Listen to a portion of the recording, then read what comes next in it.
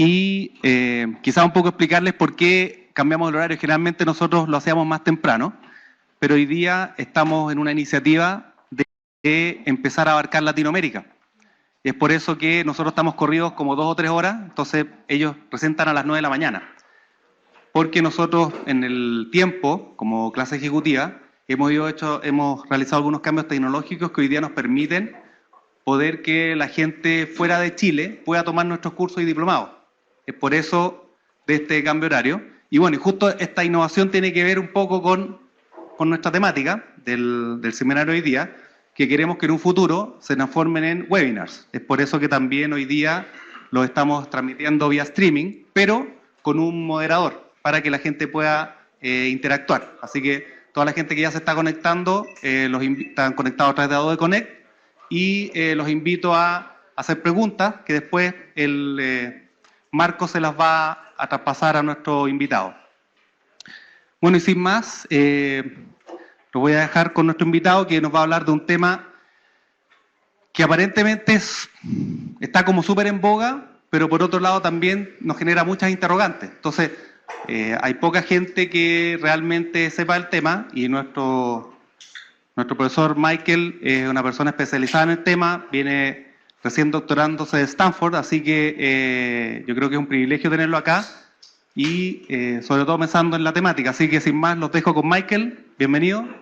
Muchas gracias, Martín. Buenos días o buenas tardes ya, dependiendo de si es que estamos en Chile o en regiones. Aprovecho de saludar también, o en Chile o en Latinoamérica, perdón, en regiones. A no ser que vengas de Magallanes, que ahora parece que va a tener horario diferido, pero bueno. Así que saludamos a todos nuestros visitantes, nuestros alumnos en Latinoamérica.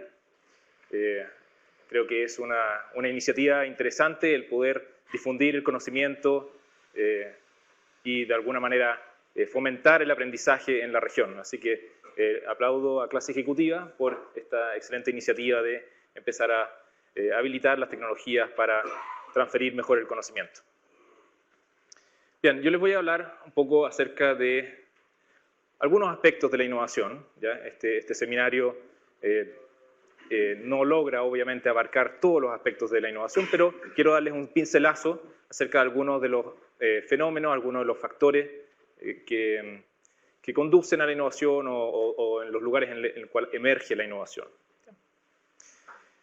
Entonces, nuevamente me presento, pero antes de presentarme les presento a Marco. Marco es el ayudante, él está conectado con la gente que nos está viendo en Latinoamérica, así que cuando Marco levante la mano es porque alguien en Latinoamérica va a tener preguntas y vamos a poder interactuar con ella. Lo que les voy a pedir es que guardemos las preguntas hacia el final, a no ser que sea alguna pregunta particular, aclaratoria, que podamos contestar en el momento. Así que así podemos tener una discusión más extensa hacia el final. Bueno, un poco de mi background. Antes de entrar a la academia, yo partí de una empresa tecnológica que se llama YX Wireless. Diseñamos y desarrollamos unos dispositivos celulares para telefonía fija inalámbrica. O sea, hacíamos todo lo que era reducción de costos en llamados a celulares, también conectábamos las alarmas de las casas inalámbricamente a las centrales de monitoreo, cosas así. De ahí me fui a hacer mi doctorado en Stanford, en Estrategia, Innovación, Emprendimiento y Organizaciones, y volví hace aproximadamente un año a la Escuela de Ingeniería. Actualmente soy director académico de una iniciativa que partió hace un año, que se llama el Laboratorio de Investigación en Políticas de Emprendimiento. Y lo que estamos haciendo ahí es determinar si es que las políticas de emprendimiento están realmente logrando el impacto o el efecto que uno esperaría en la economía, ¿cierto? Hay un montón de programas en Chile y en el mundo donde se están destinando recursos públicos para fomentar el emprendimiento, la innovación, y la pregunta es, bueno, ¿hay una rentabilidad positiva de esas inversiones o no? Entonces, con métodos empíricos bastante sofisticados, estamos determinando causa y efecto para realmente determinar con robustez si es que los programas y las políticas de innovación y emprendimiento están sirviendo de algo. Entonces, el objetivo de este laboratorio es generar conocimiento para los tomadores de decisión, para los diseñadores de políticas públicas, para que puedan diseñar mejores programas que tengan un mayor impacto socioeconómico sobre las sociedades. También soy director académico de una división de gestión de innovación en DICTUC, donde hemos estado ayudando durante los últimos 7 años a distintas empresas en gestionar sus capacidades de innovación, organizarse, definir estrategias e ir avanzando en su capacidad de crear más y más valor. Bien, dicho eso, entremos ahora a el seminario, a la charla. Entonces, lo que vamos a de alguna manera ver es si es que el innovador, las personas que la hacen porque tienen suerte o porque tienen capacidad. Esa es la pregunta que vamos a explorar. Y lo que quiero es motivarlos a que ustedes piensen cómo podrían ustedes ser agentes de cambio y constructores de futuro. ¿Ya? Entonces la agenda, primero que todo quiero calibrar un poco nuestro idioma. Ya, distintas personas tienen distintos entendimientos de las terminologías, como por ejemplo innovación. Si yo les preguntara ahora qué entienden por innovación, tendría probablemente unas 40 respuestas distintas. ¿Ya? Esto es particularmente importante dado que tenemos gente conectada de distintas partes de Latinoamérica. De hecho, el otro día me estuve comunicando con mi coautora del London School of Economics, que es colombiana. Y le escribí porque estaba medio problemado porque no alcancé a entregarle el documento a tiempo, un paper que estábamos trabajando. Entonces le escribo y le digo, Juanita, ¿sabes qué? No voy a alcanzar a pasarte lo que te comprometí. Y ella me escribe de vuelta una palabra, me dice fresco. Ahora, en chileno, eso significa sinvergüenza. Entonces, chuta, me compliqué. ¿Cómo ella me está diciendo sinvergüenza? Así que empecé a averiguar entre algunos amigos colombianos. Me dijeron, no, fresco en colombiano, fresco significa tranquilo, no hay ningún problema, relájate. ¿Ya? Entonces, con mayor razón, necesitamos asegurarnos de que estamos hablando el mismo idioma. ¿Ya? Entonces voy a destinar unos minutos a explicarles qué es lo que entiendo yo cuando hablo acerca de innovación, invención, oportunidad, emprendimiento. Luego nos vamos a dedicarnos un tiempo a mirar la emergencia, el surgimiento de la innovación. ¿Ya?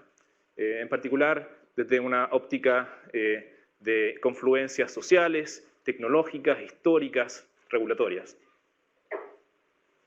Y luego nos vamos a meter de lleno a ver cómo uno puede ser agente de cambio, cómo uno puede conducir o aprovechar esos factores históricos, esas intersecciones sociales en las cuales emerge la innovación. ¿Ya? Y nos vamos a enfocar en 3 aspectos cognitivos, conductuales y organizacionales. Voy a dar ejemplos de uno de cada de ellos. ¿Ya? Insisto, son ejemplos, hay mucho más detrás de todo esto, pero el objetivo aquí mío es darles un pincelazo inicial acerca de los fenómenos que estamos hablando. Bien, entonces entremos a las definiciones. Hay un instituto que se llama SRI International, que originalmente era Stanford Research Institute, y que tiene una definición que me parece bastante útil y práctica. Ahora, para ponerlos en contexto, SRI International fueron inventores de muchas de las tecnologías que nosotros usamos, incluyendo el mouse, Internet. Y ellos llegaron a esta definición que me parece muy precisa. La innovación es un proceso de creación y entrega de nuevo valor al mercado. Ahora tiene componentes importantes. ¿Ya? Primero que todo, es un proceso. ¿Ya? No es un instante, es una secuencia de pasos que uno puede seguir y que debe empujar para lograr que algo suceda. ¿Ya? Segundo, tiene un aspecto de creación. ¿Ya? Algo que no existía antes. Esa creación tiene que ser entregada al mercado. ¿Ya? Tiene que ser gestionada. Alguien tiene que organizar los recursos, liderar a las personas para tomar ese invento y ponerlo a disposición de alguien. Y no es cualquier cosa que ponemos a disposición del mercado, es nuevo valor, algo que es útil para las personas. ¿Ya? No sacamos nada con crear algo absolutamente inútil, llevarlo al mercado, ponerlo en las góndolas y que ya sea a nadie le resuelve ningún problema, en consecuencia no lo compran, o el costo al cual estamos resolviendo ese problema es mayor al valor del problema. ¿Ya? Les voy a explicar eso en un minuto. Entonces, y finalmente, el juez último de que eso que estamos haciendo es una innovación es el mercado. Si el mercado no lo asimila, no lo consume, no estamos creando innovación. ¿Ok? Bien. Ahora, si hacemos doble clic en... Entonces, otra forma de pensar en innovación es que es una combinación de invención, tú inventas algo nuevo, y emprendimiento. Si hacemos doble clic en invención, es una combinación de creatividad y materialización. ¿Ya? Creatividad es un instante, se me ocurrió algo. Un invento es que tú tomas esa creatividad y la construyes en una patente o en un artefacto. Si hacemos doble clic en emprendimiento, vemos que es gestión, la capacidad de gestionar recursos, y liderazgo, la capacidad de mover personas, congregar otras personas en torno de este problema que se quiere resolver. Ahora, dentro de la innovación, la oportunidad de negocio está implícita. Ahora, ¿qué es lo que es una oportunidad de negocios? La literatura ha convenido a definir oportunidad como un nexo, una relación entre un problema y una solución. Muy sencillo. Tú tienes un problema, yo resuelvo tu problema y tenemos una oportunidad de negocios. Siempre y cuando el valor del problema, lo que tú estás dispuesto a pagar por resolver ese problema, es muy superior a mi costo de entregarte la solución. ¿Ya? Ahora, uno puede empezar a pensar, desde esa perspectiva, que hay oportunidades de distinto tamaño. Las oportunidades más grandes son aquellas donde este gap, esta separación, es mayor. Es más, si es que uno empieza a pensar en las ubicaciones de las oportunidades, donde se encuentran, uno puede construir un mapa cognitivo de oportunidades. Un mapa cognitivo me refiero a el lugar dentro de mi conciencia donde puedo encontrar o descubrir oportunidades. Les doy un ejemplo.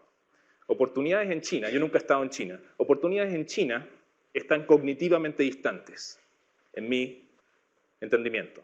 No tengo idea de lo que está pasando en China, en consecuencia es muy difícil encontrar nexos, problema, solución.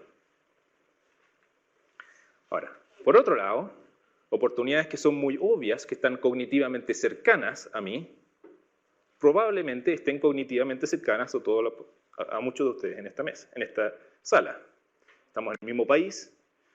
En consecuencia, oportunidades que están cognitivamente cercanas son más obvias, tienen menos valor, porque la probabilidad de que alguno de ustedes ya haya explotado esa oportunidad antes que yo es muy alta. Entonces uno puede empezar a pensar, bueno, ¿dónde está la innovación? Efectivamente, la innovación es parte o está cognitivamente distante. Son soluciones, son nexos, problemas, solución que están cognitivamente distantes. ¿Ok? Bien, entonces esta es la forma en que yo, cuando hablo de innovación, esto es lo que estoy hablando, cuando hablo de creatividad, emprendimiento, estas son las cosas como yo hablo de estas cosas en esta presentación. ¿Bien? Ok. Entonces, entremos a la segunda parte de nuestra charla. ¿Cómo o cuándo ocurre la innovación? La innovación es consecuencia y emerge ante la confluencia de factores históricos, sociales, regulatorios y tecnológicos. Veamos un ejemplo de un contexto histórico en el cual emerge la innovación. Lo que tenemos acá es un mapa de Estados Unidos en 1870 con las redes de ferrocarriles. Estas dos personas, Lyman Stanford y Charles Crocker, vieron que si es que lograban conseguir los recursos para financiar una red de ferrocarriles que unía la costa este con la costa oeste, lograrían resolver un tremendo problema. El problema de tomar recursos naturales de acá y exportarlos a Europa a través de acá. ¿Ya? Sin esta red de ferrocarriles, recuerden, no habían autopista, la alternativa era básicamente caballo o barco. ¿Ya? Entonces ellos dicen, mira, si logro conectar esto, resuelvo un tremendo problema, creo gran valor y, aquí está la parte estratégica de ellos, logro construir un monopolio desde el cual puedo extraer casi todo el valor. Es decir, cualquier persona que quisiera vender recursos naturales de acá hacia acá tendría que pagar casi todo el valor que le genera a ese individuo extraer el recurso al pasarlo a través de esa línea férrea, porque no tiene ninguna alternativa. Entonces, algunos mensajes. Hay un elemento de oportunidad, de innovación, crea valor. Hay un elemento estratégico, que es que ellos logran posicionarse, construir barreras de entrada potentes, construir una especie de monopolio y extraer para ellos todo ese valor. Razón por la cual gente como ellas eran llamados los robber barons, que la traducción literal era los varones robadores o ladrones. Ladrones es un poco fuerte, pero robadores. ¿Por qué? Porque básicamente construían estos monopolios y después extraían el valor que se generaba y se lo guardaban para ellos, ya, lo más posible. Bueno, y así lograban tremenda fortuna. Entonces, preguntémonos, bueno, ¿cómo logró surgir esa innovación? Porque uno podría preguntarse si es que Leland Stanford, que después donó muchos de sus recursos para construir una universidad, si es que él hubiese nacido quizás 30 años más tarde, ¿hubiese podido hacer esto? Probablemente no. ¿Cierto? O si es que llega Henry Ford, el que inventó el auto, en esta época, ¿podría haber generado ese valor? Bueno, no habían carreteras. Quizás no. ¿Te fijas? Entonces, hay un contexto histórico. Hay otra cosa. El hecho de que tú tengas un país que tenga tal extensión geográfica y más encima sean una serie de Estados Unidos. Estados que no tienen fronteras. Es decir, tú fácilmente puedes llegar y construir y controlar el ferrocarril que va desde aquí hasta acá. Entonces, hay una serie de factores históricos que lograron que esos individuos hayan podido generar tal innovación y hayan generado tanto valor y se hayan quedado con ese valor. Bien. Pensemos en otra dimensión, un contexto tecnológico. Muchas veces pensamos en Steve Jobs como el creador de una tremenda innovación, que es el iPhone. Es importante comprender que el iPhone se pudo hacer porque existían todas estas otras tecnologías hechas por otros que Steve Jobs y su equipo lograron integrar en un iPhone. Steve Jobs nace 30 años antes, ¿podría haber hecho esto? Quizás no. ¿Ya? O pensamos en los GPS. El GPS fue un sistema que desarrolló las Fuerzas Armadas en Estados Unidos y en un momento se decide abrirlo a público. Gracias a esa decisión, a esa regulación, a esa existencia tecnológica, emergen soluciones de logística, ¿cierto? De mapas para individuos, los celulares. Ahora se está desarrollando sistemas de entrega de mercadería con drones, ¿ya? Y ya nos estamos acercando a los autos que se manejan solos. No sé si vieron las noticias, pero Singapur ya está implementando estos dispositivos, estos autos que se manejan solos. Bien. Entonces, podemos entender que el iPhone es una consecuencia de una coyuntura histórica, tecnológica, social, y que generó mucho valor a la sociedad, pero como consecuencia de una serie de cosas que estaban antes. Entremos en el contexto social. Tercer ejemplo. El auto eléctrico, Tesla. ¿Ya? Este auto de acá. La tecnología eléctrica, el motor eléctrico, existía hace mucho tiempo. El que dominó fue el motor de combustión. Pero sin embargo ahora, todos los grandes fabricantes de autos están construyendo sus autos eléctricos. Probablemente ellos no estarían construyendo su auto eléctrico si no hubiese sido por esta innovación que surgió en este minuto. Ahora, ¿por qué surgió? Si ustedes se fijan, aquí está el mapa de Estados Unidos y marca la cantidad de cargadores eléctricos que hay en cada estado. queda en evidencia que el estado donde había mayor predisposición para este producto era California. Ahora recuerden que California es la 13ª economía más grande del mundo. Entonces, ¿por qué surge este uso creciente del auto eléctrico en California? Una explicación plausible es que, bueno, en California tienes a los hippies. Hubo una corriente durante los 60 de personas que decían, yo quiero estar en California, y se hace surf. Los hippies fueron para allá y se establecieron. Ahora, los hippies también tienen una mayor conexión con la naturaleza, tienen una ideología más verde y, sorpresa, lograron tener la suerte de transformarse rápidamente en una economía gigante y de repente estos hippies ahora tienen muchos recursos, mucho dinero en el cual pueden gastar en distintas cosas. Razón por la cual deciden empezar a comprar autos que racionalmente no tienen sentido. Económicamente no tiene ningún sentido, hoy en día sí, pero en ese momento comprar un auto eléctrico. A no ser que tú quieras make a statement, tú quieras contribuir a una visión social, a una ideología social, a demostrar, mira, yo estoy contribuyendo a la conservación del planeta. Entonces, la confluencia de ese cambio social, de ese aspecto social, fue lo que permitió que Tesla creciera y que ahora tengas un montón de fabricantes de autos que lo siguen. Bien. Entonces, uno podría empezar a concluir, quizás en base a estos ejemplos que le estoy dando, que los factores que permiten el surgimiento de la innovación están fuera de nuestro control. Y que lo único que podemos hacer es encontrarnos en el lugar correcto, en el momento correcto. Por ejemplo, Steve Jobs creció a pocas cuadras de uno de los primeros computadores públicos en el mundo. Escucha, así cualquiera, ¿no? O, otro ejemplo, Carlos Slim era alto ejecutivo en una empresa pública de telefonía justo en los momentos cuando se iba a privatizar. Ahora, Telmex generó un montón de valor para la sociedad. Tomó una empresa que estaba muy mal administrada, la hizo más eficiente y masificó la telefonía celular en México. Un gran valor. ¿Ya?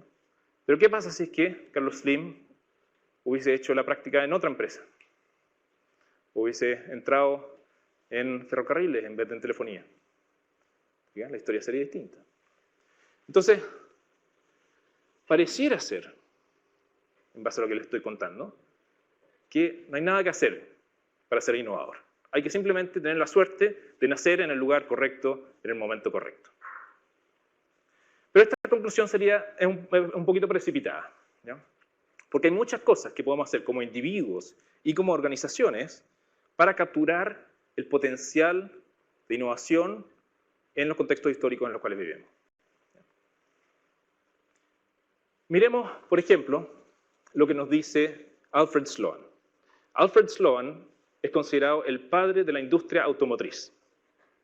¿Ya? No se confundan con Henry Ford, que es considerado el padre del auto. ¿Ya? Alfred Sloan es considerado el padre de la industria automotriz, gerente general de General Motors por muchos años. Y él dice algo muy interesante.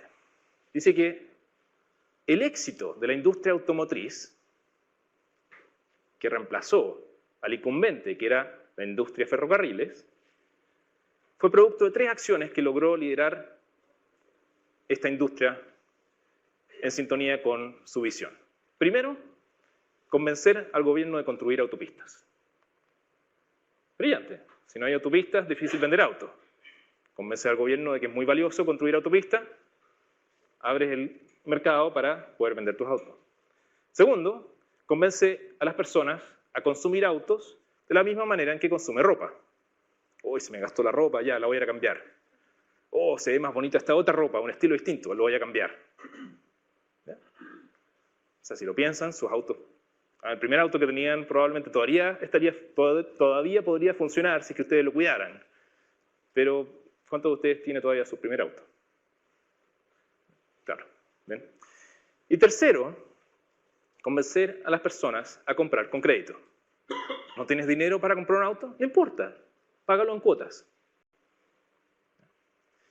Básicamente lo que estamos viendo acá, lo que está argumentando Alfred Sloan, es que la agencia humana, ¿ya?, un individuo o una organización o una industria que empujó una serie de cosas, logró crear toda una industria.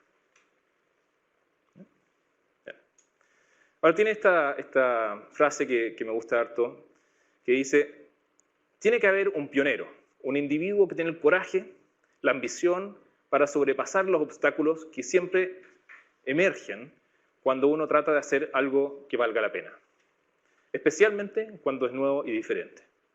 Ya, lo que está diciendo es que efectivamente el factor humano, esa persona que tenga la capacidad de identificar algo nuevo y tenga el coraje y la capacidad de liderar, de unir recursos y empujar una idea hacia adelante, es la que se necesita para hacer cualquier cosa que valga la pena. Entonces, uno podría pensar que para innovar se requieren ciertas capacidades. Necesitamos capacidades cognitivas, formas de pensar, capacidades conductuales, formas de hacer, y capacidades de gestión organizacional. Entonces les voy a dar ahora algunos ejemplos de cada uno. Pensemos en el pensamiento innovador. Hay un concepto que se llama la autoeficacia para emprender, o ESE en sus siglas en inglés. Y la autoeficacia para emprender es tu creencia en tus capacidades para llevar a cabo cosas audaces. Ahora, es fascinante esto, porque es simplemente una creencia. No tiene mucha relación con la realidad. Si tú te crees el cuento, las personas que se creen el cuento van a tratar de hacer cosas más audaces y van a perseverar hasta conseguirlo. Solo porque te crees el cuento. Ahora, la autoeficacia de emprendimiento es un constructo condicionado por la sociedad. ¿Cuántas veces hemos escuchado que en nuestros colegios públicos y de distinto orden hay profesores que dicen, niños, no se hagan ilusiones, ustedes nunca van a poder lograr esto y esto y esto, así que conténtense con lo que tienen? Es un constructo social autoimpuesto, ¿cierto? Entonces, sin embargo, hay una teoría de comparación social que indica que si es que tú te comparas con las personas correctas, puedes modificar esta barrera cognitiva. Bueno, yo hice un experimento con una iniciativa que se llama Startup Chile, que para aquellos que no la conocen, Startup Chile es una política pública que se formó hace aproximadamente 10 años, liderada por el Estado chileno, que entrega recursos financieros a emprendedores de todo el mundo para que vengan a iniciar sus emprendimientos en Chile. ¿Okay? Y típicamente aproximadamente el 70% de los participantes en este programa son extranjeros. Entonces lo que hice, bueno, y de hecho los dos grandes grupos de emprendedores, al menos cuando yo hice mi estudio, eran emprendedores chilenos y emprendedores de California. Y lo que hice fue comparar la autoeficacia de emprender antes de entrar al programa entre emprendedores chilenos, los domésticos, y los emprendedores de California. Y encontré que los emprendedores chilenos tenían niveles de autoeficacia para emprender significativamente menores, inferiores a los emprendedores de California. Es decir, los emprendedores de California se creían el cuento mucho más que los emprendedores chilenos. Bueno, y lo que hice es un experimento para testear esta teoría de la comparación social y ver si es que cuando interactúan estos emprendedores chilenos y estos emprendedores de California, porque básicamente llegaban todos estos emprendedores que entraban al programa y pasaban 6 meses juntos tratando de emprender en sus distintos proyectos, pero interactuaban mucho. La pregunta era, bueno, si es que acaso, como consecuencia de esta interacción social, los emprendedores chilenos podrían modificar su autoeficacia de emprendimiento. Y lo que encontré es efectivamente sí. De hecho, aquí hay una frase de un participante chileno que decía que hasta antes de participar en Startup Chile se había autoexcluido de intentar cosas más audaces porque se creía menos capaz que los emprendedores de Estados Unidos. ¿Ya? Él decía, los emprendedores de Estados Unidos pueden porque son de Estados Unidos y nacieron allá y todo lo demás. Y sin embargo se dio cuenta que él tenía la misma inteligencia, las mismas capacidades tecnológicas, el mismo conocimiento, o al menos similar a los emprendedores de Estados Unidos. Y en ese momento se dio cuenta que él podía lograr mucho más de lo que él se imaginaba. Es decir, como consecuencia de esta comparación social, se levantó una barrera de crecimiento autoimpuesta. Bien, entonces básicamente el mensaje que quiere transmitirle acá es que hay una serie de pensamientos, formas de pensar, que ayudan o que habilitan la innovación. Pasemos ahora a un segundo ejemplo, comportamiento innovador. Y me voy a concentrar en un comportamiento en particular, que es la experimentación. Ahora, la experimentación es la conducta de pensar qué pasaría si, pero no solamente quedarse en el pensamiento, sino en el actuar. Y testear, explorar, descubrir qué pasaría si. ¿Ya? Tratar de descubrir la respuesta a esta pregunta. Ahora, la gracia de la experimentación es que conduce al aprendizaje de fenómenos cognitivamente distantes, especialmente cuando el resultado es distinto a lo esperado. ¿A qué me refiero? El proceso experimental funciona de la siguiente manera. Me pregunto qué pasaría si, cuando yo empujo esta botella, ¿qué pasaría si yo empujo esta botella? Es una pregunta. Y en base a mi conocimiento previo, ¿ya? Yo hago una hipótesis, que es que si empujo esta botella se va a mover en esa dirección. Y construyo esa hipótesis en base a todo lo que yo sé. Ahora, probablemente todos ustedes construirían la misma hipótesis, que es que si yo empujo la botella se va a mover. Ahora, muchas veces cuando nosotros experimentamos, se contradicen nuestras hipótesis. Este ejemplo es un poco burdo, pero imagínense que si yo digo, ¿qué pasaría si lo empujo? ¿Qué pasaría si que ahora la botella se va para el otro lado? ¿Ya?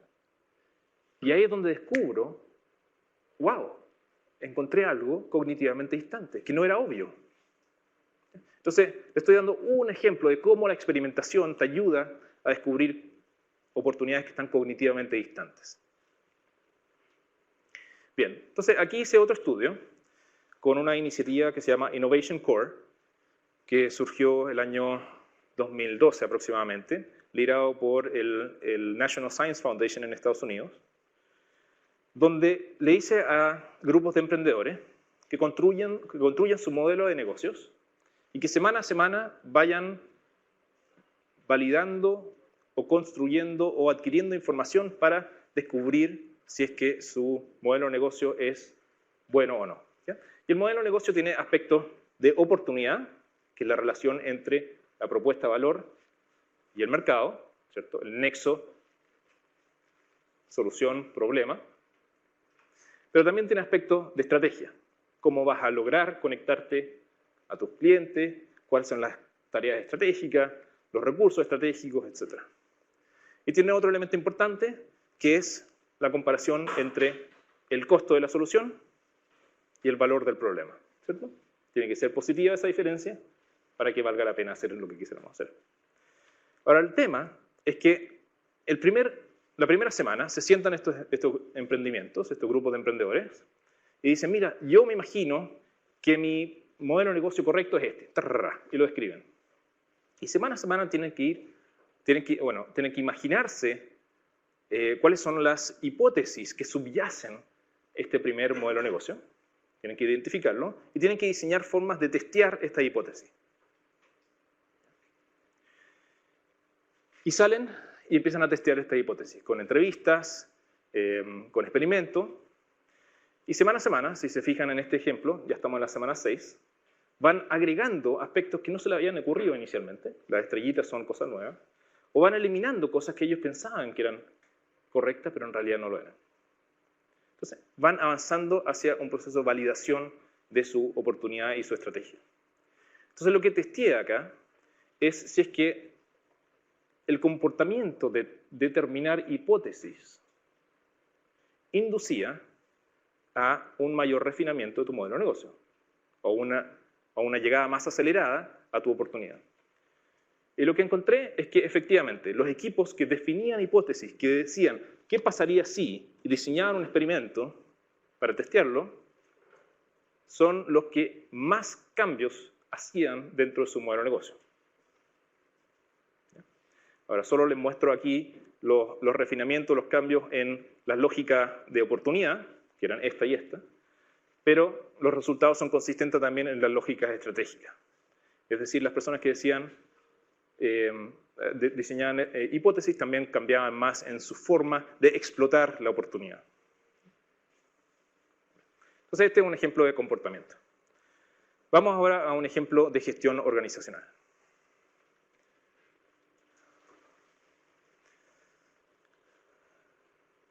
Una de las cosas que distinguen a las organizaciones más efectivas o más exitosas, especialmente en entornos dinámicos, inciertos, donde es difícil conseguir toda la información para tomar una decisión, es la construcción de heurísticas racionales, ¿ya? O reglas simples. Ahora, las reglas simples permiten a las organizaciones tomar decisiones más rápidas y más efectivas en entornos dinámicos, ¿ya? Ahora, la construcción de estas reglas es idiosincrático al contexto y a las capacidades y a las características de la organización. Sin embargo, cuando las organizaciones logran construir estas reglas simples, generan una especie de inteligencia colectiva que permite que las personas de la organización tomen decisiones rápidas sin tener que pedirle al jefe, porque saben que si toman una decisión con esa regla simple, son decisiones que son efectivas para la organización. Les doy un ejemplo. El otro día estuve hablando con el gerente de Jumbo y él me decía algunas de las cosas que ellos hacían. Por ejemplo, para ellos la calidad del producto es esencial. En consecuencia, ellos tienen una regla para la reposición de productos dentro de su góndola. Básicamente dice algo así, y no la tengo precisa, pero dice algo así. Si el producto le queda menos del 50% de su vida útil, se saca de la góndola. ¿Ya? Una regla súper simple. La alternativa racional sería hacer un cálculo, es decir, para este producto determinado, dependiendo de su velocidad de consumo y del mercado y del estado del año y todo lo demás, entonces nosotros hacemos una probabilidad de que se compre y en base a eso, para cada producto tenemos una fecha determinada de remoción de la góndola. Entonces sería la forma racional, más compleja, más racionalmente perfecta, si quiere. Pero sin embargo, ellos tenían una heurística racional que les funcionaba muy bien para la mayoría de los casos. ¿Y qué es? Si el producto tiene menos de 50% de vida útil, se saca. Entonces eso le permite a todas las personas que están en la organización recordarse de esa regla y si ven un producto que tiene menos del 50%, la sacan inmediatamente. No tienen que ir a preguntarle al gerente, no tienen que esperar un reporte, etcétera, etcétera. Bueno, entonces esta teoría yo quise validar la efectividad de esta regla simple. Y lo que hice fue comparé el proceso de toma de decisiones de una típica aceleradora, en este caso Startup Chile, contra el uso de reglas simples. Ahora, el método complejo actual que usan, que cada cohorte más o menos reciben 1.500 postulaciones, le entregan estas postulaciones a 3 a 5 jueces, tiene una batería de 100 jueces, 200 jueces, y estos jueces se toman su tiempo, revisan como 10 emprendimientos, 10 postulaciones, le ponen una nota, estas postulaciones son rankeadas, y en base al ranking, más o menos las top 100 son escogidas. Entonces, este proceso se toma más o menos 2 meses, y lo que hice fue, a ver, ¿qué pasaría si es que yo me pongo en los zapatos de Startup Chile y decido construir una serie de heurísticas racionales? Entonces lo que hice fue ocupé un método de aprendizaje profundo, que es aprendizaje de máquina, que básicamente es esta forma en que los computadores piensan como los seres humanos, ¿cierto? Dado que yo no soy Startup Chile, porque no trabajo ahí, modelé la forma en que Startup Chile debiese construir estas reglas ocupando un sistema de aprendizaje de máquina. Y la forma que lo construí, dije, ok, yo quiero construir mis reglas en base a una variable de performance de salida. Entonces tomé esta variable, que es una variable de performance, 6 meses después de haber hecho la decisión de entrada, y vi si es que la capacidad de los jueces en predecir quiénes eran los top performing era similar a mi capacidad de las reglas simples. De hecho, modelé las reglas simples en base a esta variable de salida. Y estas son las reglas que se construyeron. Básicamente, los emprendimientos, en su proceso de postulación, que cumplen con estas reglas de oro o amarillas, tenían mayor probabilidad de tener mayor éxito, ¿ya? Y eso lo demostré aquí empíricamente. Lo que muestra esta parte de acá de la tabla, dice que en una muestra totalmente nueva de emprendedores, ¿ya? Por eso se llama outsample, si es que esos emprendedores cumplían con mis reglas, tenían 3 veces más probabilidad de terminar en el grupo de alto performance. Es decir, cumplían esto, entonces 3 veces más probable que terminen en el grupo de alto performance. Lo comparé con el método complejo de los jueces, y que me indica, primero, que no es significativo, es decir, los jueces no son buenos predictores de performance, y más bien si es que tú transformas este coeficiente en su representación económica, es equivalente a lanzar una moneda. ¿Ya?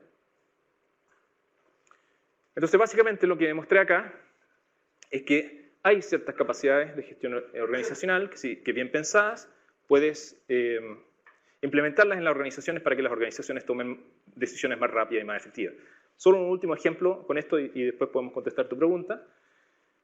Si es que Startup Chile decidiese implementar este método, ellos podrían tomar una decisión en 24 horas, a diferencia de las 24, o sea, a diferencia de los 2 meses que se toma el método actual. Ahora estoy regalando horas, digamos, porque en la práctica podría demorarse 1 hora, digamos, en tomar la decisión, en saber exactamente cuáles son los emprendimientos, las postulaciones que cumplen con estas reglas. ¿Ya? Pero ellos podrían avisar. Y este es súper importante, porque en entornos dinámicos, inciertos, las oportunidades están pasando y pasan muy rápido. Y son las empresas, las organizaciones que logran capturar esas oportunidades más rápidas, las que al final terminan ganando. Y les doy un ejemplo concreto.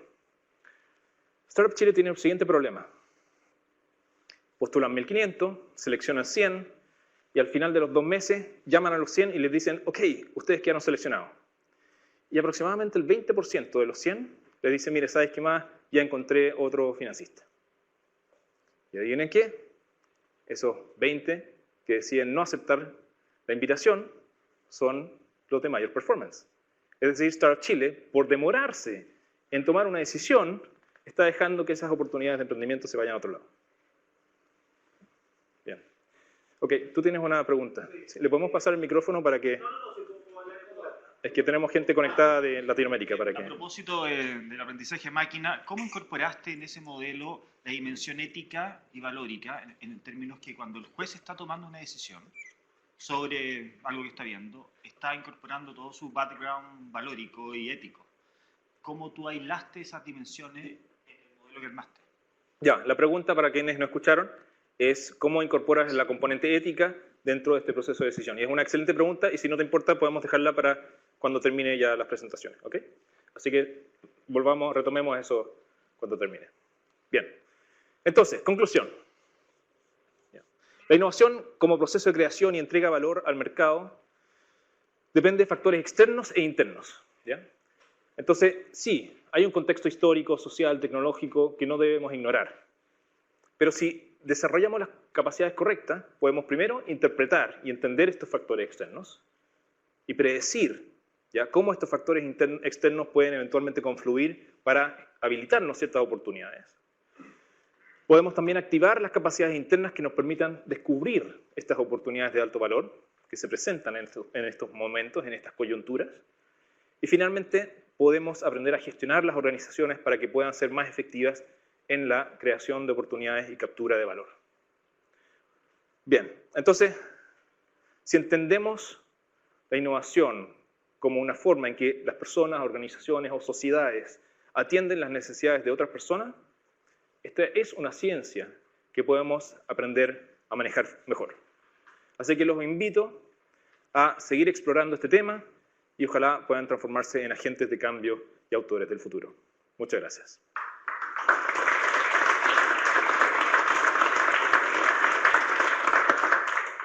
Bien, así que ahora lo abrimos a preguntas. Vamos a partir con la pregunta, ¿tu nombre es?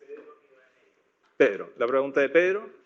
Aprovecho de avisar que para la gente que nos está viendo desde a la distancia, Marcos los va a representar, así que pueden hacer sus preguntas a través de la plataforma y Marcos va a ser un alumno más en la sala. Bien, ¿cómo incorporas la componente ética en la toma de decisiones? Dame un ejemplo. ¿Podemos pasarle?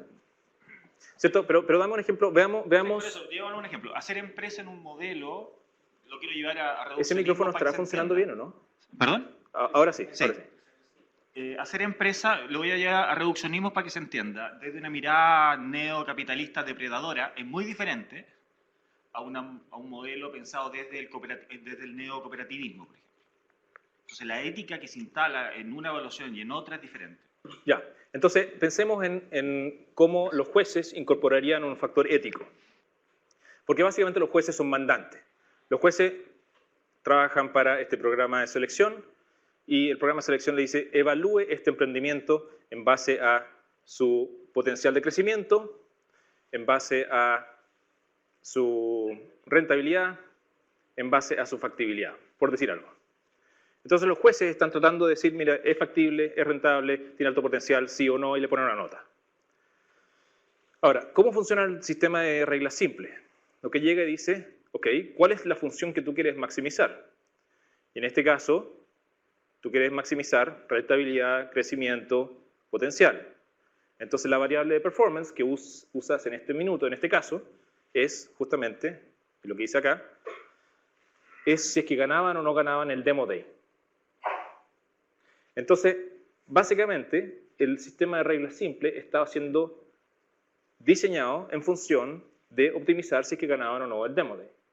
Ahora tú podrías decir, sí, pero es que un programa como Startup Chile en realidad no solamente quiere crear emprendimientos que generan mucha riqueza, sino que también quiere generar empleos, ¿ya? Componente ética. Muy bien, si es que tu variable a maximizar es la creación de empleos, entonces tú corres este sistema de aprendizaje de máquina o aprendizaje profundo para que te arroje las reglas idiosincráticas correspondientes a tu creación de empleo. ¿Sí? O quizás Startup Chile dice, no, nosotros queremos maximizar la probabilidad de que se queden en Chile. Nuevamente lo mismo. Entonces, no estoy diciendo que las máquinas pueden reemplazar todo lo que hagamos los seres humanos, por ningún motivo. Pero la forma en que funcionan las reglas simples, modeladas por máquina, que es similar a la forma en que nosotros como seres humanos construimos las reglas simples, puede incorporar hasta cierto punto aspectos no racionales, si quieres, en el proceso de selección. ¿Bien? ¿Contesta eso tu pregunta, Pedro? ¿Más o menos? Podemos seguir conversando de eso después, si quieres. Bien. ¿Alguna otra pregunta? ¿Sí? Hola, Mike. Mira, tengo varias preguntas, pero Sebastián en particular nos consulta sobre cómo llegaron, en el caso que tú presentaste, a la estimación del 50% al término de reposición en la góndola. ¿Cómo llegan a ese número tan, o el proceso? Quizás ya lo explicaste de alguna forma, pero en particular para ese caso, si nos puedes profundizar. Creo que la pregunta de Sebastián es la siguiente. ¿Cómo Jumbo, no yo, ¿cierto? ¿Cómo Jumbo llega a la decisión del 50%? Ahora, ojo, yo no sé si es 50%, ya no sé exactamente cuál es su regla, pero ellos tienen un criterio que es si es que, digamos que es 50%, si es que el producto le queda solamente el 50% de vida útil, lo remueven. Ahora, ¿cómo llegan a esa decisión? Yo no sé si es que fue Horst Paulman que dijo, ¿sabes qué? Yo quiero asegurarme de que cuando mis clientes se lleven su producto a la casa, les quede suficientes días como para que puedan tenerlo en el refrigerador y no se les eche a perder. ¿Ya? Y eso es un criterio de calidad. Eso básicamente, esa regla simple refleja su expectativa de entregar un buen producto, un producto de calidad a sus clientes. Ahora tú me dirás, bueno, pero es 50 a lo mejor, o 49, o 25. Eso ya es más subjetivo, más difícil de determinar. ¿Ya? Ahora, tú podrías de repente decir, no, como el ejemplo que les dije, tú tienes que tener un sistema de cálculo para cada uno de los productos, etcétera. Sí, esa sería la forma racional de hacerlo, de resolverlo. Pero en la práctica es impracticable. Tendrías que tener una tropa de gente revisando y calculando y para cada producto, a ver, cumple o no cumple, una tabla gigante, lo retiro o no lo retiro. Es mucho más fácil llegar a decir, ¿sabes qué más? Yo quiero entregar calidad, así que más o menos me tinca que el 50%, un criterio, ¿ya? Y después lo vas ajustando. Ahora, ¿cómo se construyen estas reglas? Les voy a dar un ejemplo de cómo nosotros, como seres humanos, vamos construyendo una regla que nos ayuda a predecir si es que debiésemos llevar, o a decidir si es que debiésemos llevar o no un paraguas a la oficina. ¿Ya? ¿Cómo funciona?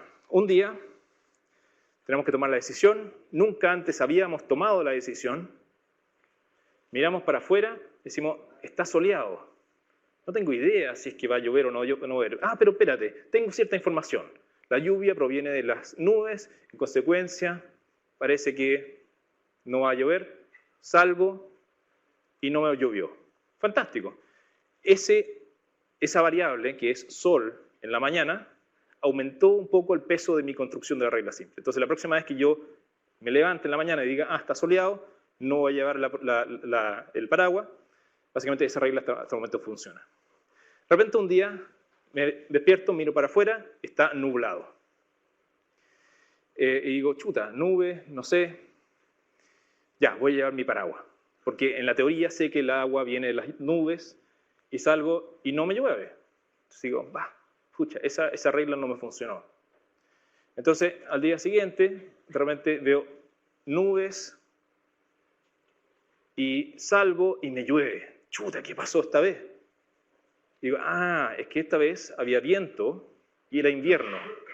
Perfecto, entonces la próxima vez que haya viento, nubes e invierno, voy a llevar mi paraguas. Y me resulta la mayoría de las veces.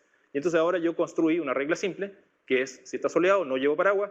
Si está nublado, llevo paraguas solo si es que es invierno y hay viento. ¿Te fijas? Esa es la forma en que como seres humanos vamos construyendo estas reglas simples y las organizaciones pueden de alguna manera hacer algo parecido. ¿Bien? Ok. Espero que haya contestado la pregunta de Sebastián. ¿Alguna otra pregunta? Ahora sí, otra pregunta de Sebastián también.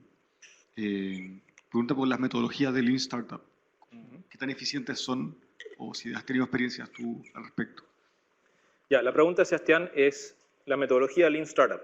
Esta es una metodología de Lean Startup. La lógica del Lean Startup es que tú puedas validar si es que existe o no existe una oportunidad. Déjeme ir para atrás. Validar si es que existe o no existe. Validar si es que existe o no existe una oportunidad de la manera más económica posible. ¿Cuál es lo opuesto al Lean Startup? Decir, mira, creo que aquí hay una oportunidad, voy a levantar recursos, voy a construir una fábrica, voy a fabricar y voy a vender. Chuta, no vendí ni uno. Parece que no había una oportunidad. Gasté un montón de recursos, un montón de tiempo persiguiendo una oportunidad que no existía. Entonces la lógica del Lean Startup es, antes de que tú te comprometas a invertir y a gastar recursos, trata de validar si es que existe realmente esta oportunidad. ¿Ya? Trata de hacer los esfuerzos para descubrir oportunidades que están cognitivamente distantes. Porque si es la primera oportunidad que se te ocurre, probablemente es una oportunidad obvia y probablemente hay un montón de gente allá afuera explotando esa oportunidad. En consecuencia, este margen de valor va disminuyendo. Entonces, la lógica del Lean Startup es valida si es que existe o no una oportunidad y ojalá trata de descubrir oportunidades que están cognitivamente distantes para que se justifique todo el esfuerzo que implica emprender. ¿Bien? Okay. ¿Alguna otra pregunta allá atrás? ¿Tenemos el micrófono? Déjame pasarte el micrófono para que la gente de distancia nos pueda escuchar. Si nos puedes decir tu nombre. Gracias, Michael. Gustavo. Tengo una pregunta respecto a los factores que permiten la innovación. Quería preguntar si los factores cognitivos, conductuales o gestión organizacional es un ciclo virtuoso o tengo que... O sea, mi pregunta personal es, ¿cuál es la más importante? Porque, por ejemplo, cognitiva, yo puedo pensar fuera de la caja y no me basta eso. Conductuales, yo puedo cambiar la forma de cómo hago las cosas y conseguir un resultado distinto. Y gestión organizacional, yo me puedo dar cuenta de que tal vez en la organización en la que estoy no me sirve para innovar. Y tengo que buscar un nuevo grupo. Eso básicamente, quería escuchar tu visión o tu experiencia. Claro. Gracias. Una buena pregunta, Gustavo, y creo que es una... lamentablemente no te puedo dar una regla de oro, digamos. O sea, la pregunta, Gustavo, es ¿cuál es más importante en estos tres casos? Y es contexto dependiente, ¿cierto? Es muy dependiente del tipo de la oportunidad, de quién eres tú como persona. O sea, no me queda claro que haya... Mira, la más importante es la gestión organizacional, no necesariamente. ¿Ya? Pero, sin embargo, cada una de estas cosas tiene ciertas barreras y aprender a superarlas es importante, ¿cierto? O sea, tenemos barreras cognitivas. Tendemos a pensar en obvio. Hay técnicas para aumentar nuestra posibilidad de pensar en no obvio, cognitivamente distante. Hay conductas que nos permiten descubrir oportunidades que están distantes. Hay ciertas barreras organizacionales que nos impiden la innovación.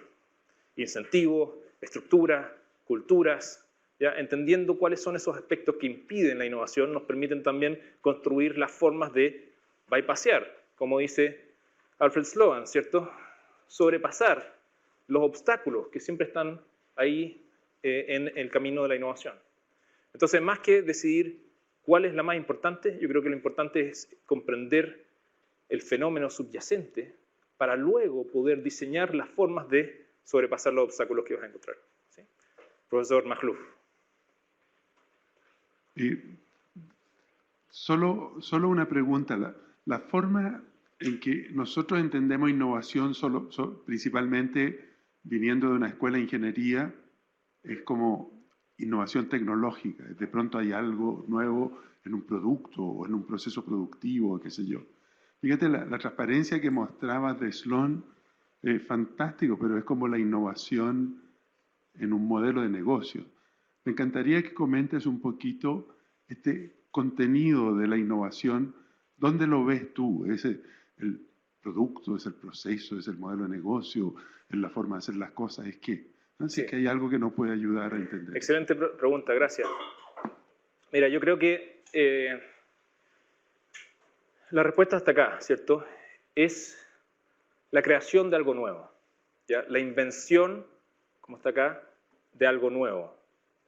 ¿Ya? Y esa invención puede ser efectivamente una solución nueva, puede ser una tecnología nueva, puede ser una forma de entregar ese valor nueva, puede ser incluso una estrategia nueva, ¿cierto? Entonces, tiene que haber algo nuevo, pero no solamente te puedes quedar en la invención, tienes que asegurarte de que ese invento, esa cosa nueva, puedas conseguir todos los recursos para tomar esa cosa nueva y entregarla a aquellas personas que necesitan ese valor. Entonces, para eso está el emprendimiento, la capacidad de gestión y de liderazgo.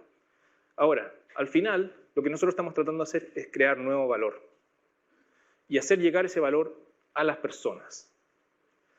Entonces, esta distinción es muy importante porque muchas veces pensamos que lo importante es inventar y nos olvidamos del resto. Les doy un ejemplo.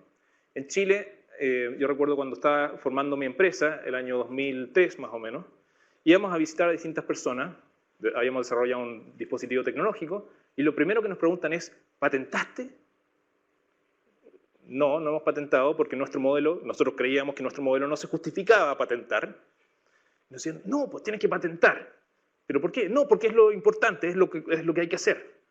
¿Ya? ¿Y por qué? No, porque así tú defiendes tu negocio y todo lo demás. ¿Ya? Y siempre nos venían a decir, ¿patentaste? ¿Patentaste? Hasta que al final nos cansamos tanto que dijimos, a ver, ¿qué podemos patentar? Y decimos patentar el encapsulado. Entonces nos demoramos 2 años en patentar el encapsulado y todo lo demás. Al final terminamos ocupando un encapsulado distinto, digamos, porque obviamente las tecnologías evolucionan. Entonces no valió en absoluto eso. Entonces, en nuestro modelo de negocio en particular, el patentamiento no era un elemento estratégico, relevante. Pero lo que quiero decir es que cuando no entendemos la fórmula completa, podemos empezar a caer en errores ideológicos. Es decir, no, lo importante es inventar. Y el resto cae por añadidura. No, hay que inventar cosas que sean útiles, que agreguen nuevo valor, no cualquier cosa. ¿Ya? Así que, profesor, no sé si eso contesta un poco su pregunta. Sí. Acá tenemos otra pregunta. ¿Sí? Ah, ya. Gracias. ¿Tu nombre, por favor? Aló, hola, mi nombre es Raúl Álvarez, acabo de egresar de Derecho y estamos tratando de cambiar un poco las cosas en la facultad y para eso va mi pregunta.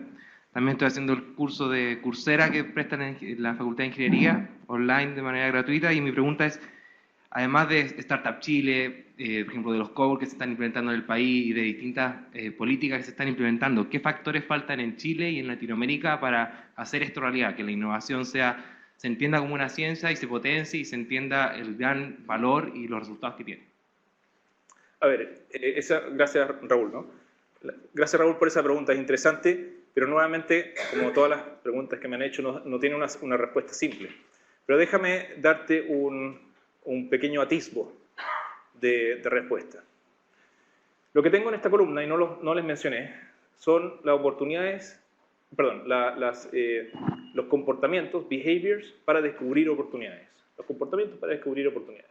Hay una serie de comportamientos, como por ejemplo la experimentación, ¿ya? Que les decía acá, la experimentación es un comportamiento. Hay una serie de comportamientos que te ayuda a descubrir oportunidades valiosas. Entonces comparé los comportamientos de los chilenos contra los comportamientos de los que venían de California y descubrí que los comportamientos de los chilenos eran muy inferiores, significativamente inferiores a los comportamientos de los que venían de California. Es decir, los emprendedores de California experimentaban más, hacían más networking, cuestionaban más el status quo. Ahora, la pregunta que uno pudiese hacerse es, bueno, ¿y por qué en California cuestionan más el status quo que aquí? Bueno, yo creo que esa respuesta o ese entendimiento tiene dos aspectos. Uno es que la innovación, la capacidad, la velocidad de innovaciones va a surgir, según la lógica y la teoría darwiniana, va a surgir en aquellos lugares que son más aptos para la creación de valor. Si que pensamos que la creación de valor es consecuencia de ciertos comportamientos, entonces esos lugares en el planeta donde hayan ciertos comportamientos útiles van a transformarse en aquellos lugares donde se generan más innovaciones. Bien, entonces supongamos, de hecho Annalise Saxenian tiene un libro donde compara el área de Boston, en la costa este, contra la costa oeste, California, y lo que encuentra es que efectivamente en California hay ciertas normas sociales distintas a las normas sociales en Boston que favorecen la creación de innovación en California. Por ejemplo, compartir información. ¿Ya? En California todos comparten información. Quizás es parte de la cultura hippie, ¿cierto? Una herencia de esa cultura hippie, no lo sé. Pero en California comparten más información. En cambio, en Boston son mucho más secretivos. Bueno, entonces, ese comportamiento particular quizás ayudó a que California se transformara en un hub de innovación.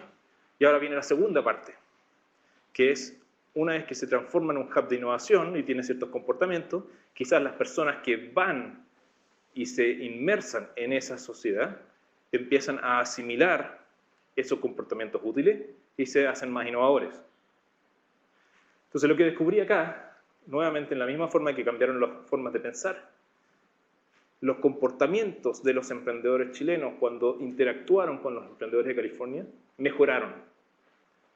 ¿Ya? Es decir, no tengo el gráfico acá, pero básicamente aprendieron a hacer más experimentación, a hacer más networking, a cuestionar más el status quo. Entonces lo que quiero decirles es que estos comportamientos sí se pueden asimilar, sí se pueden aprender, hay distintos mecanismos en los cuales se asimilan. Una es a través de la interacción social, pero otra, yo espero, es a través de ejercicios y la entrega de información. O sea, si yo te digo, oye, ¿sabes qué? Experimentar es importante, y esta es la forma en que se experimenta, quizás tú vas a empezar a experimentar más. ¿Sí? ¿Cuánto tiempo más tenemos? ¿Sí? Tú tenías una pregunta hace un rato, así que partamos por ti y después aquí. Toma, acá este micrófono está bueno.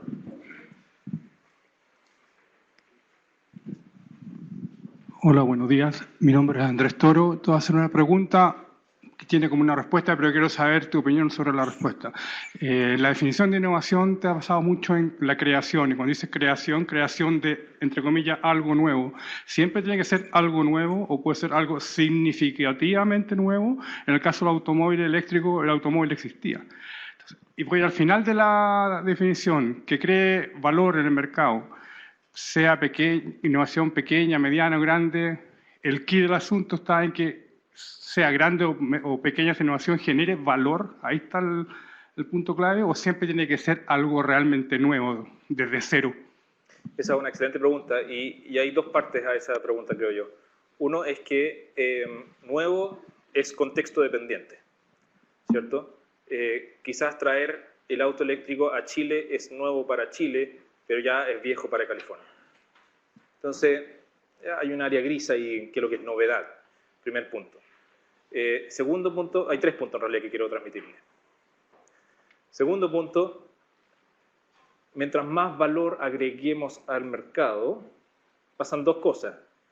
Más valor vamos a poder capturar, potencialmente, y en consecuencia vamos a poder hacer más cosas con esos recursos. Y segundo, si tú quieres destinar tu tiempo a hacer algo, como decía Alfred Sloan, que valga la pena, worthwhile, pucha, yo pensaría que es mejor tratar de destinar horas a algo que agregue más valor que a algo que agregue menos valor, ¿cierto?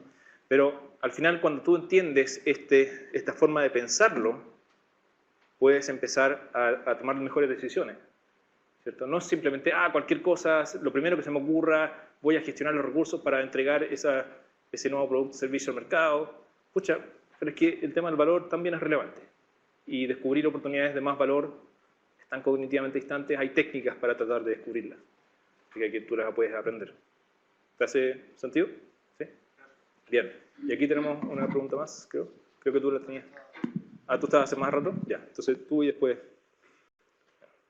Hola, mi nombre es Cristóbal. Yo trabajo en una empresa de distribución de distintas cargas y en una de las plantas en Puerto Montt la carga se recibe en un mueble y se transfiere después para otro mueble que lo lleva más al sur en otro mueble.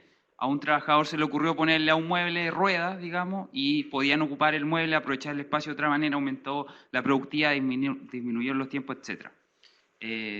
Y eso lo contrasto con la definición en cuanto a mercado, porque finalmente ahí esa innovación, entiendo que es una innovación que si bien genera valor, pero genera valor en ese ambiente de trabajo, no genera valor al mercado en sí mismo. Seguramente existen muebles en otras empresas con ruedas y qué sé yo, pero de alguna manera tiene un impacto súper valioso ahí.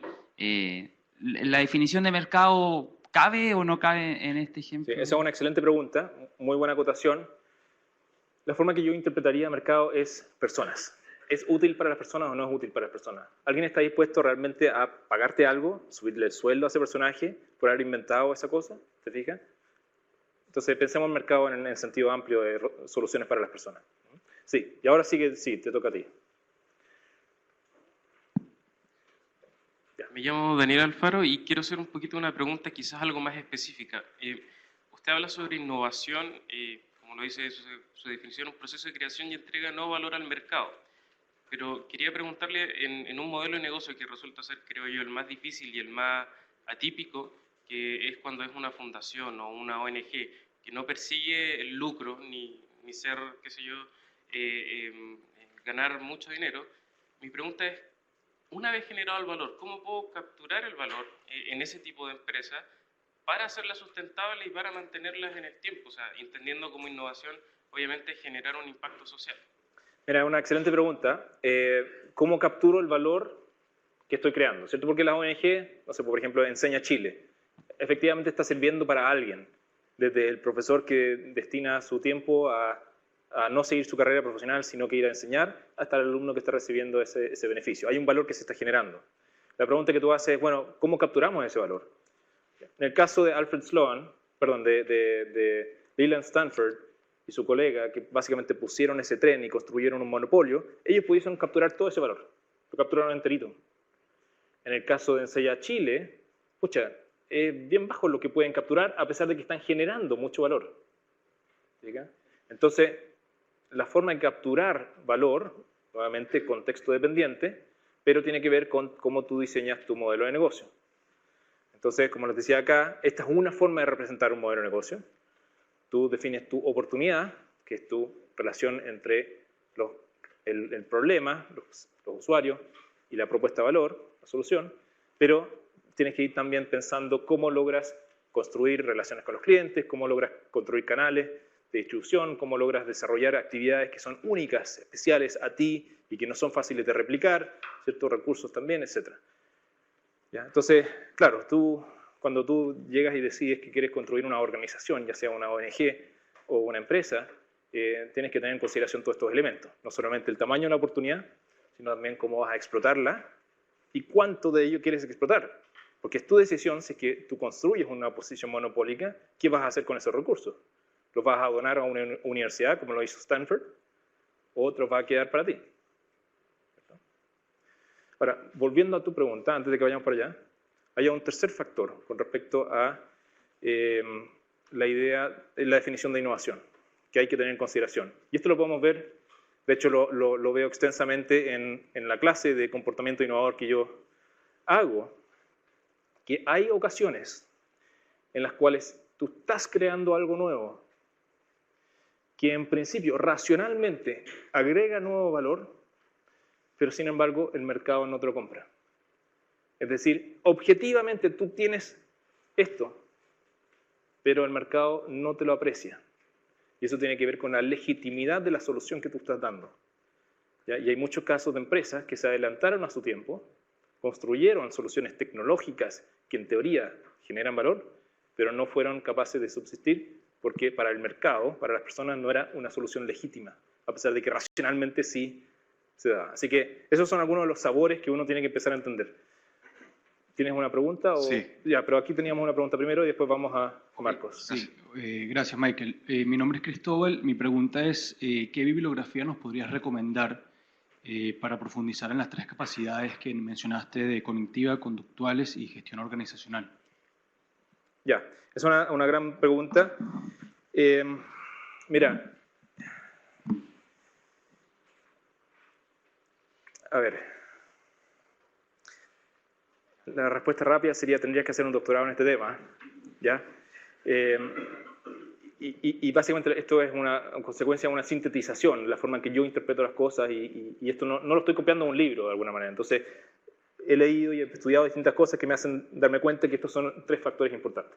Pero, para darte un par de soluciones concretas. Con respecto a las conductuales, hay un artículo en Harvard Business Review de Jeff Dyer, Hal Gregersen y Clayton Christensen, que se llama The Innovator's DNA. ¿Ya? Y él habla acerca de ciertos comportamientos y también habla acerca de algunos aspectos cognitivos. Hay otro concepto que quizás quieres explorar, y se lo busca en internet, se llama bricolage, que traducido al español o al menos al chileno es el equivalente al maestro chasquilla. ¿Ya? El maestro chasquilla es capaz de resolver casi cualquier problema con un alambre. ¿Ya? Esa forma de pensar es particularmente útil para el descubrimiento de oportunidades valiosas. Y en cuanto a gestión organizacional, bueno, no me queda otra que recomendar el libro del profesor Makhlouf, ¿cierto? Donde puedes aprender un montón de otras cosas importantes. Sí.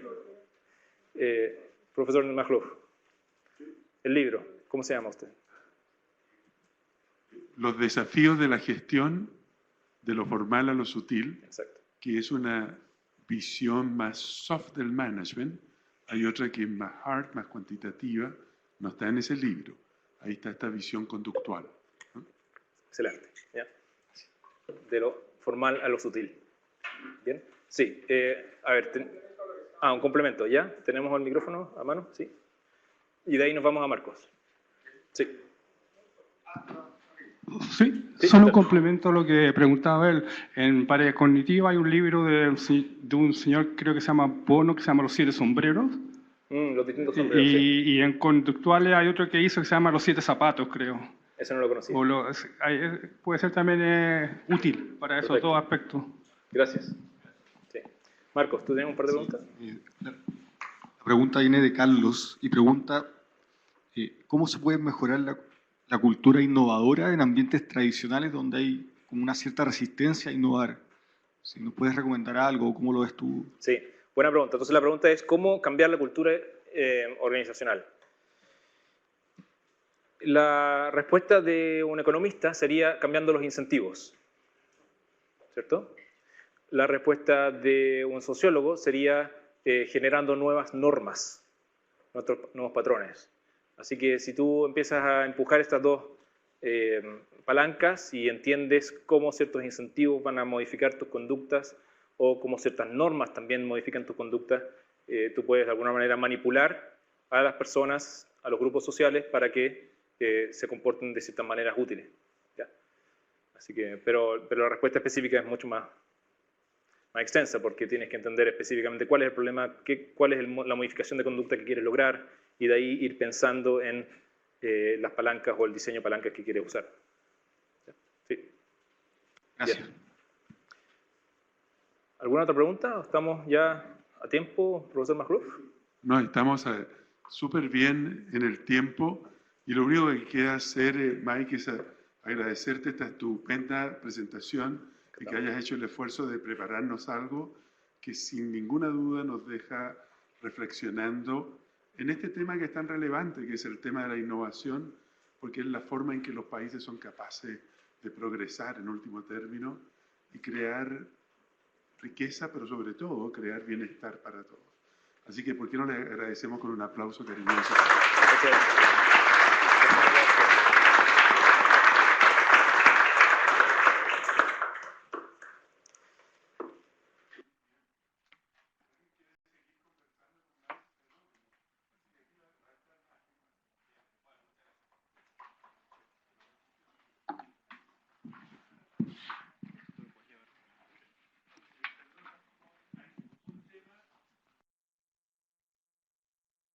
Prohibido irse por ahí. Se tienen que ir por aquí porque se tienen que comer todo lo que queda. Hay sándwich, dulce, Coca-Cola y algunas cosas. Y como es hora de almuerzo, igual les va a venir bien un pastelito.